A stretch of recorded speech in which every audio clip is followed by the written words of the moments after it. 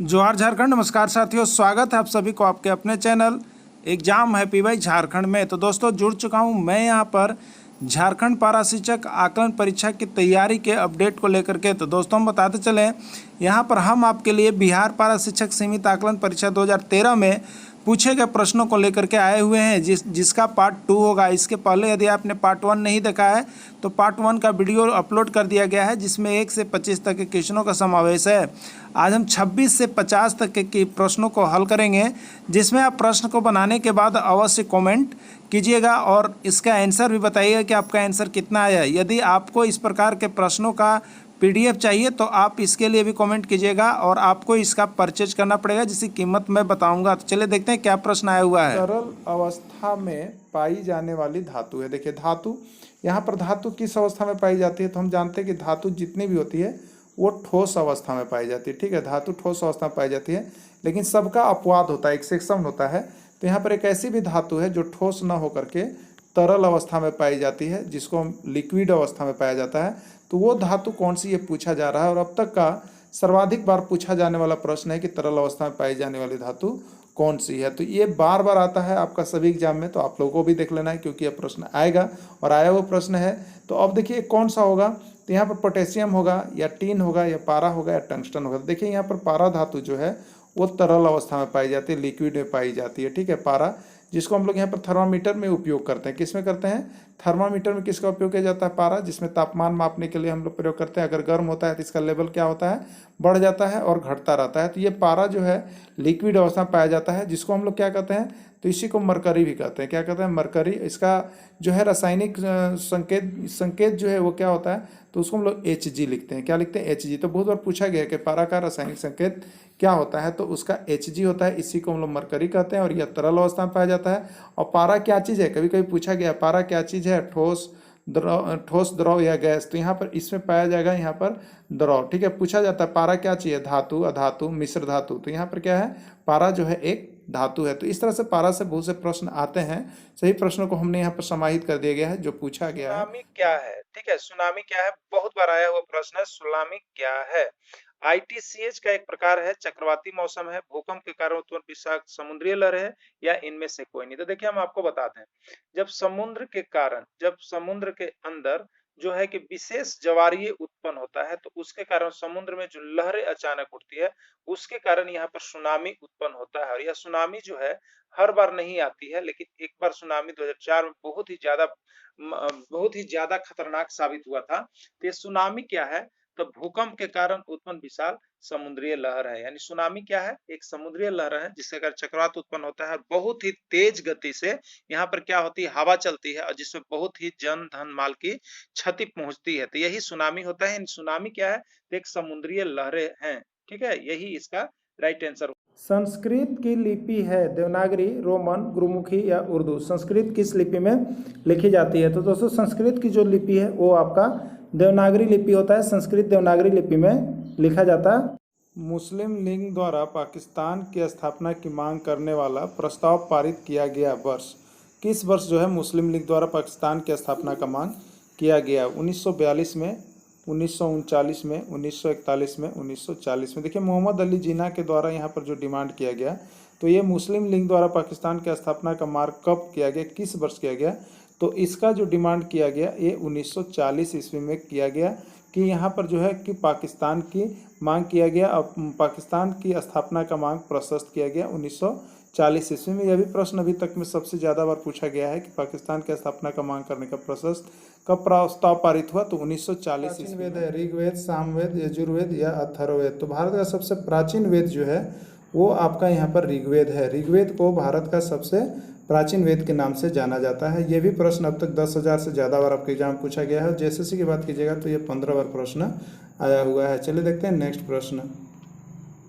राज्यसभा के 245 सदस्यों में से कुल कितने निर्वाचित सदस्य होते हैं, ठीक है, राज्यसभा के 245 सदस्यों में से कुल कितने निर्वाचित सदस्य होते हैं, 220, 233, 230 या 215। देखिए जो 245 सदस्य होते हैं उसमें 233 सदस्य जो हैं वो निर्वाचित होते हैं। ठीक है, क्या होते हैं, निर्वाचित होते हैं। और 12 सदस्य जो हैं मनोनीत होते हैं। 12 सदस्य क्या होते हैं, मनोनीत होते हैं। ठीक है, तो यहाँ पर 233 किस में आया है, बी नंबर ऑप्शन में आया है।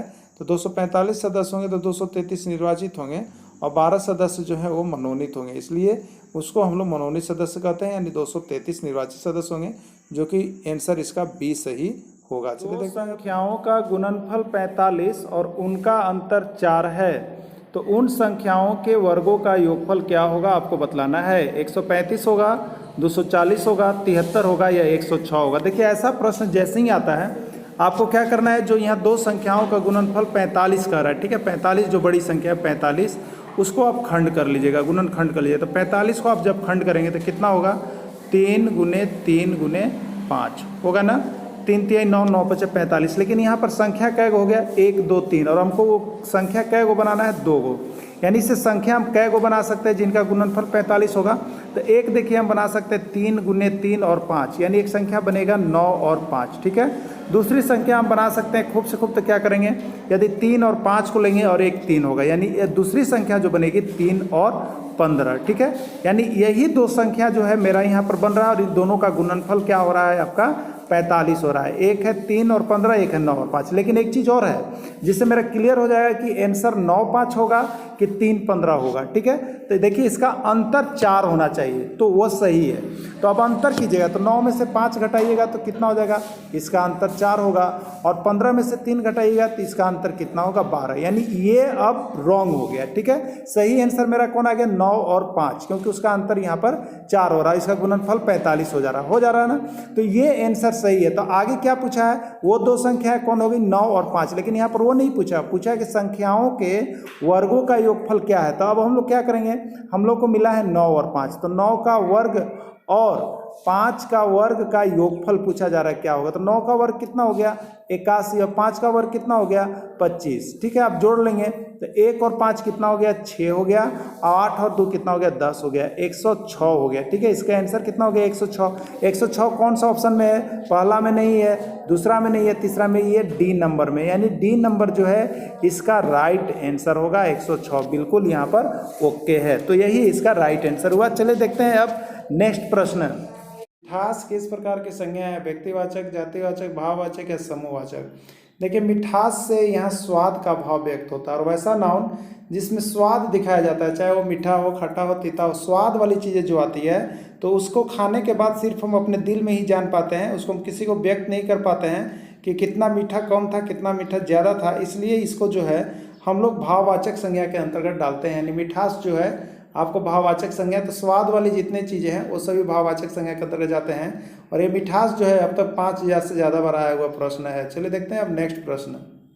क्षेत्रफल की दृष्टि से विश्व का 7वां बड़ा देश कौन है, रूस, कनाडा, चीन या भारत। तो देखिए क्षेत्रफल की दृष्टि से 7वां बड़ा देश जो है वो आपका भारत है। ठीक है, कौन है आपका, भारत है। इसको ट्रिक से भी हम अलग से बताएंगे, पहला, दूसरा, तीसरा, चौथा, पाँचवा सारे का याद करवा देंगे, ट्रिक से आपको हम यहाँ पर देंगे। भारत में योजना आयोग का गठन किया गया है 15 मार्च 1950, 15 फरवरी 1950, 26 जनवरी 1950 या 15 अगस्त 1950। तो देखिए भारत में योजना आयोग का जो गठन किया गया था वो 15 मार्च 1950 ईस्वी में किया गया था। और ये भी प्रश्न बहुत बार पूछा गया है कि योजना आयोग का पदेन अध्यक्ष कौन होता है। ठीक है, तो योजना आयोग का पदेन अध्यक्ष जो होते हैं वो प्रधानमंत्री होते हैं। अभी भी पूछ देगा कि योजना आयोग का पदेन अध्यक्ष कौन है, तो आपको अलग से नाम याद नहीं करना है, प्रधानमंत्री का ही नाम वहाँ पर दिया हुआ रहेगा ऑप्शन, और उसी को बोलना रहता है। तो बहुत इंपॉर्टेंट प्रश्न है। अब तक देखिएगा तो 2000 से 3000 बार आ गया है, और जेएसएससी की बात कीजिएगा तो ये 5 बार पूछा गया प्रश्न है। चलिए देखते हैं अब नेक्स्ट प्रश्न। 9 एवं 63 के बीच कितनी संख्याएं हैं जो 9 से पूर्णतः भाज्य है परंतु 3 से भाज्य नहीं है, पूछा जा रहा है। ठीक है, तो 9 और 63 के बीच कितनी संख्या है जो 9 से भाज्य है। तो 9 का पहाड़ा आप पढ़ लीजिए, तो 9 और 63 के बीच में, तो 9 के बाद क्या आएगा जो 9 से भाज्य है, तो 9 का पहाड़ा 18, उसके बाद क्या आ जाएगा 9 तिया 27, उसके बाद क्या आ जाएगा 9 चौके 36, उसके बाद क्या आ जाएगा 9 पचे 45, उसके बाद क्या आ जाएगा 9 छक 54, और उसके बाद क्या आ जाएगा 9 सते 63।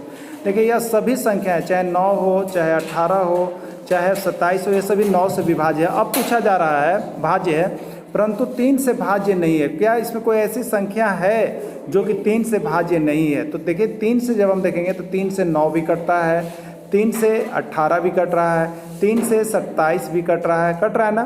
तो एक बात याद रखिएगा कि जितनी संख्याएं 9 से भाज्य हो जाती है वह संख्या 3 से भी भाज्य हो जाती है। यानी इसमें इसके बीच में जैसे 6 है, यहाँ पर 18 है, ठीक है, 18 है, 27, इसमें कितनी संख्याएं जो है 3 से नहीं कटेगी। तो लगभग सभी संख्याएं यहाँ पर 3 से कट जा रही है, इसलिए नहीं कटने वाले पूछ रहा है कि 3 से भाज्य नहीं है। तो सभी 3 से भाज्य है, कोई भी ऐसा नहीं है जो 3 से भाज्य नहीं है। तो इसका आंसर क्या हो जाएगा? तो इसका आंसर हो जाएगा 0। इसका आंसर क्या हो जाएगा? 0। तो इस तरह से आप देखिएगा 9 जो है यहाँ पर क्या है? 3 का स्क्वायर है, और 3 जो है ऑलरेडी 3 है। तो देखिए जो 9 है 3 का स्क्वायर है, 3 का गुणज है, तो 9 से जितनी भी संख्याएं कटेगी वो 3 से भी कट जाती है। इसको आप लोग जरूर देख लीजिएगा, ठीक है। तो चलिए चलते हैं नेक्स्ट प्रश्न की ओर। सूर्य ग्रहण होता है जब, देखिए यहाँ 2 चीज पूछा जाता है, एक आपको मून एक्लिप्स, ठीक है, चंद्र ग्रहण, और एक होता है सन एक्लिप्स जिसको हम लोग कहते हैं सूर्य ग्रहण, ठीक है। तो सूर्य का आकार आप देखते हैं धीरे धीरे बढ़ता जाता है, ठीक है। और चंद्र का आकार कैसा होता है? सेम के आकार का होता है ना ऐसा। तो चंद्र ग्रहण के लिए आप याद रख लीजिएगा सेम, चंद्र ग्रहण के लिए क्या याद रख लीजिएगा? सेम, ये ट्रिक है, ठीक है। और सूर्य ग्रहण के लिए याद रखिएगा जिसे समी का पेड़ देखते हैं नीचे से ऊपर तक बढ़ते जाता है, तो ये समी है। क्या है? समी का पेड़ आप मान के चलिए, ओके। अब आप देखिएगा तो यहाँ पर सूर्य ग्रहण के लिए हमें समी याद रखना है, ओके। तो समी के लिए देखिए क्या होता है? SME, समी हुआ ना। समी, एस का मतलब है सन, एस का मतलब क्या है? सन। एम का मतलब क्या है? मून। और ई का मतलब क्या है? अर्थ, यानी जिसको हम लोग कहेंगे पृथ्वी। यानी क्या होता है?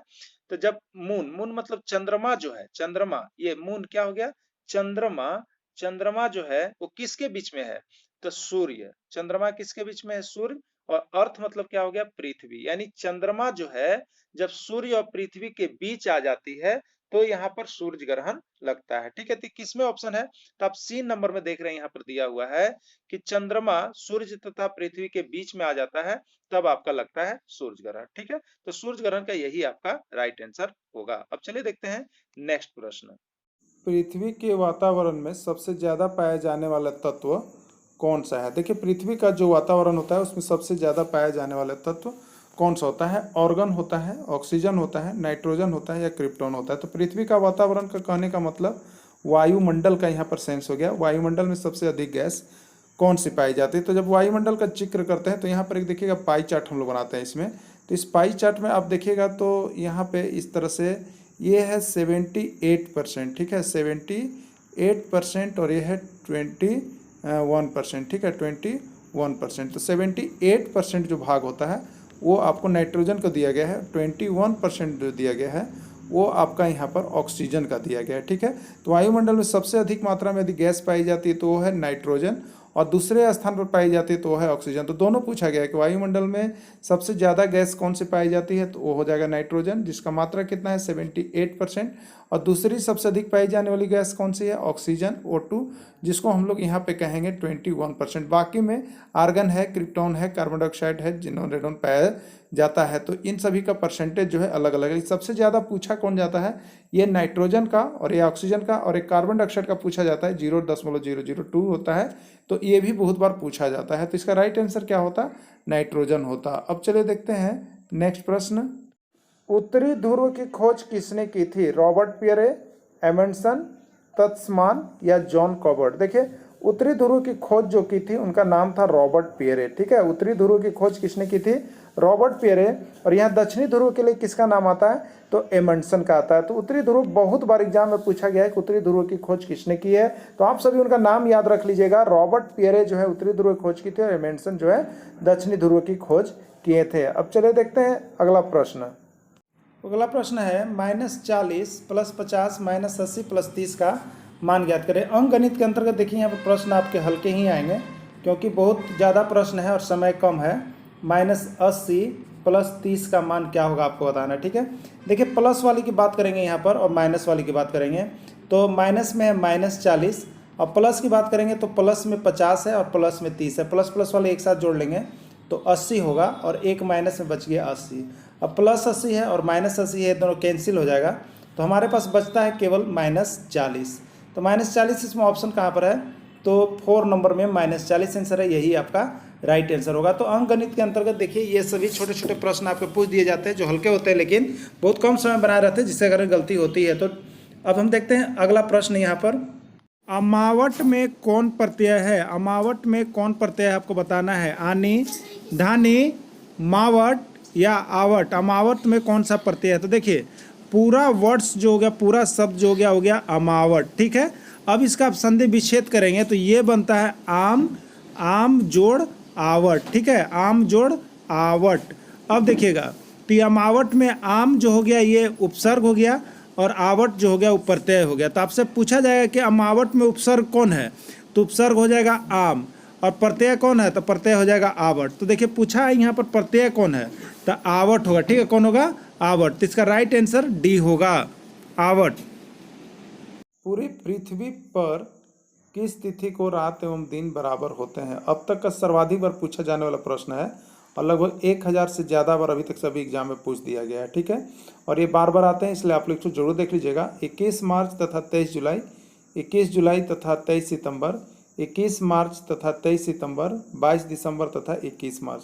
देखिए पृथ्वी पर दिन और रात जो होते हैं वो एक जमान एक बराबर कब होते हैं? तो यह आपका डेट है 21 मार्च और 23 सितंबर, ठीक है। 21 मार्च और 23 सितंबर। यहाँ पर जिसको कह लीजिए बसंत और इसको कह लीजिए ठंडा। तो इसमें इस विशेष ऋतु में यहाँ पर जो होता है 21 मार्च और 23 सितंबर को दिन और रात आपस में बराबर होते हैं, यानी 12 घंटा का दिन और 12 घंटा का रात होता है, जो कि लगभग एक समान होते हैं ये दोनों तिथियाँ को। तो ये अब तक देखिएगा तो लगभग एग्जाम में बार बार पूछा जा रहा है, इसलिए इस प्रश्न को आप लोगों को जरूर कंप्लीट रखिएगा कि एक प्रश्न आपका यहाँ पर सही हो सके। बहाव शब्द में प्रयुक्त प्रत्यय कौन सा है? बहाव शब्द में प्रयुक्त प्रत्यय कौन सा है? तो देखिए बहाव, इसको तोड़िएगा, बहाव, बहाव लिख लिया हमने। तो इसका जब तोड़ते हैं लोग संधि विच्छेद करते हैं तो ब जोड़ आव होता है, ठीक है, ब जोड़ आव होता है। अब बहाव में आप देखिएगा तो ब जो हो गया उपसर्ग हो गया, आव जो हो गया प्रत्यय हो गया। तो आपसे पूछेगा कि बहाव में उपसर्ग कौन है, तो ब है, और प्रत्यय कौन है, तो आव है। आपसे पूछा क्या है, प्रत्यय कौन है, देखिए तो प्रत्यय आव होगा। आव किस में है? डी में है। इसका राइट आंसर डी होगा। हैदोमीटर का उपयोग किससे मापने के लिए किया जाता है? भूचाल, वर्षा, समुद्र गहराई या ध्वनि की तीव्रता। देखिए सभी का मापने का यंत्र एक जीएस के अंतर्गत आपका जरूर आएगा, इसलिए आप मापन यंत्र से टॉपिक को कर लीजिएगा, नहीं तो हम उसका सभी टॉपिक जितने भी मापने वाले अभी तक आए हैं उसका एक अलग वीडियो बनाएंगे। अभी आपको यहाँ पर प्रैक्टिस सेट के अंतर्गत दिया जा रहा है तो हम आपको बता देंगे। तो यहाँ देखिए फैदोमीटर का उपयोग जो होता है वो सबसे अधिक गहराई यानी समुद्र की गहराई को मापने के लिए हम लोग फैदोमीटर नामक यंत्र का प्रयोग करते हैं, यानी समुद्र की गहराई मापने के लिए हम लोग फैदोमीटर का उपयोग करते हैं। चलिए देखते हैं अब नेक्स्ट प्रश्न। संस्कार शब्द में किस उपसर्ग का प्रयोग हुआ है? अपवाद, इनमें से कोई नहीं, सन या सब। देखिए उपसर्ग प्रत्यय के लिए सबसे पहले आप शब्द लिख लेंगे, तो हम लिख लिए संस्कार। संस्कार का आप सही संधि विच्छेद कीजिएगा तो सम जोड़ कार होता है, ठीक है, सम जोड़ कार। अब आपसे पूछेगा संस्कार में कौन उपसर्ग है, तो जो पहले लगा है उसको उपसर्ग कहते हैं। तो संस्कार में सम उपसर्ग है और प्रत्यय कौन है? कार है, यानी संस्कार में सम उपसर्ग हो गया और प्रत्यय कार हो गया। आपसे पूछा क्या है कि उपसर्ग कौन है, तो उपसर्ग कौन हो जाएगा? सम हो जाएगा, यानी इसका राइट आंसर क्या हो जाएगा आपका? डी हो जाएगा। डी यही इसका राइट आंसर होगा। दो क्रमागत बट्टा, क्या है यहाँ पर? ये बट्टा होगा, ठीक है, क्या है? बट्टा ना। दो क्रमागत बट्टा 40% था 20% का समतुल्य बट्टा ज्ञात करें। 1000 से ज़्यादा बारी प्रश्न आया है, एकदम समझिए कि मोस्ट इंपॉर्टेंट है, ठीक है दोस्तों। अब हम आपको बता दें कि यहाँ पर परीक्षा में आपके लिए हम जो है यहाँ पर 100 प्रश्न गणित के देंगे, जिसमें से 10 प्रश्न रहेंगे उसी पर आधारित रहेंगे। यदि आपको यहाँ पर परचेज करना होगा तो जरूर बताइएगा, अभी एग्जाम नहीं है, जब भी एग्जाम आएगा तो 100 प्रश्न ऐसा देंगे जो आपको आता है और ट्रिकली रहेगा, उसमें से 10 प्रश्न आपका पक्के उसी पर आधारित प्रश्न रहेंगे। तो इस सारे प्रश्नों को हम यहाँ पर बना रहे हैं, जो कि आपको नोट्स हमारे तरफ से प्रोवाइड करवाया जाएगा। तो आपको जो चाहिए नोट्स तो आप जरूर कमेंट कीजिएगा। अब देखिए यहाँ पर क्या होगा, तो इस तरह का रहेगा। 3 क्रमागत बट्टा 40%, 20%, 50% का समतुल्य बट्टा ज्ञात करें। 4 क्रमागत बट्टा 30%, 20%, 40%, 50% का समतुल्य बट्टा ज्ञात करें। तो इस समतुल्य बट्टा से एक प्रश्न आपका रहता है। देखिए इसके लिए ट्रिक क्या होता है, इसके लिए आप क्या कीजिएगा, 100 क्या कीजिएगा, 100 माइनस ये जो बट्टे की राशि दी हुई है ना उसको 100 में से घटा लीजिएगा, ठीक है। तो बची हुई राशि, ठीक है, बची हुई राशि प्रतिशत और बट्टा होता है 100, ठीक है। अब क्या करेंगे, तो देखिए 100 माइनस 40% निकल गया, बट्टा 40% दे दिया गया तो बच्चा कितना 60। 20% दे दिया गया तो बच्चा कितना 80। तो बची हुई राशि का प्रतिशत हमने बोला था, अब बट्टा क्या कर देना है 100। अब क्या हो गया 100 माइनस, जब आप इसको हल करेंगे तो कितना आ जाएगा आपको देखेंगे, एक जीरो से एक जीरो, एक जीरो से एक जीरो, 100 माइनस हो गया 48। ठीक है, 100 में से 48 आप घटा लेंगे तो आएगा आपको 52%, और यही हो जाएगा आपका आंसर। तो इस तरह के प्रश्नों को आप यहाँ पर सॉल्व कर लेते हैं, जिसमें 100 प्रश्न है, उसी टाइप पर आपका प्रश्न होंगे जिसमें गणित में आप अच्छे अंक ला सकते हैं। तो इसको परचेज करने के लिए हम नोट्स को यहाँ पर बना रहे हैं।